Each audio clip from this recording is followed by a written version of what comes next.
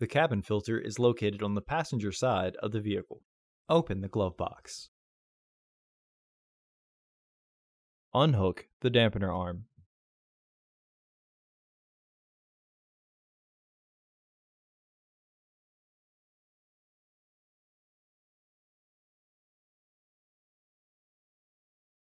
Push in on both sides of the glove box to release the stops. Remove the old filter from the housing and clean out any debris inside. Install your new AQ1149 filters into the housing with the arrow pointing up.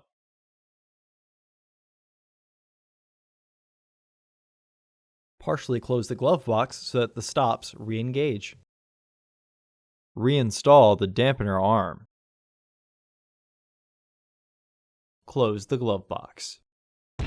Order your parts today at filterheads.com.